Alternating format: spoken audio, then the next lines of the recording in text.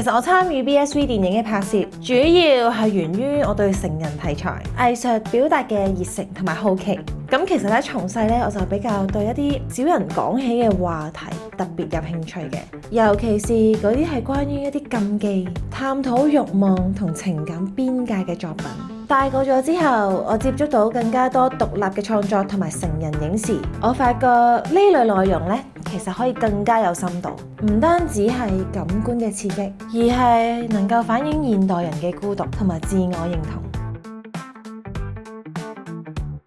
當我收到劇本嗰一刻，我會反覆睇嗰個劇本好多次，將個角色嘅動機、背景、情緒轉折全部都睇清楚先，再將自己代入個角色入邊。我知道佢遇到某啲事嘅時候，究竟係咩心態，會有咩表情，會有咩諗法，同埋會有咩肢體語言，甚至眼神嘅變化，我都會慢慢咁去揣摩。BSV Sexy 系列已經嚟到第3季啦，咁我哋都吸取咗好多前2季嘅經驗，無論係拍攝手法啦，我哋自己嘅演技啦，同埋我哋嘅陣容班底啦，全部咧都有升級嘅。咁呢樣嘢咧就令我更加想去演好一個角色，呈現一啲好嘅嘢俾觀眾睇。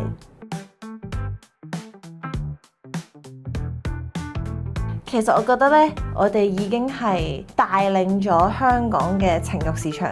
少少㗎啦。不過當然啦，有市場有觀眾，我哋就會繼續做，而且會去研究點樣做得更加好。其實大家對3級片嘅印象都停留咗喺純粹娛樂或者係商業導向方面。BSV 作為香港本土微電影平台，以最直接嘅方式呈現人類最真實嘅慾望，將故事性、角色深度同埋視覺美學結合一齊，製作一套令人眼前一亮嘅微電影俾大家睇。我相信我哋 BSV 可以令香港人唔好再咁守舊、咁封建，亦都可以將自己嘅情感慾望通通抒發出嚟。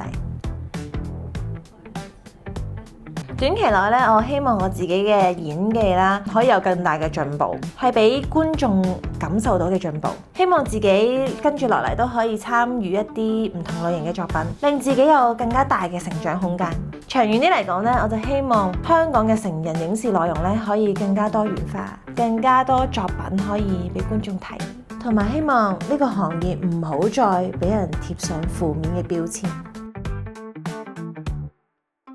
當我收到個劇本嘅時候，我中意嗰個角色，我就會全力以赴，無論佢嘅場面有啲咩要求，尺度有幾大，我都會為咗套戲做到最好，同埋做到最符合角色嘅精髓，亦都會為藝術奉獻我全身。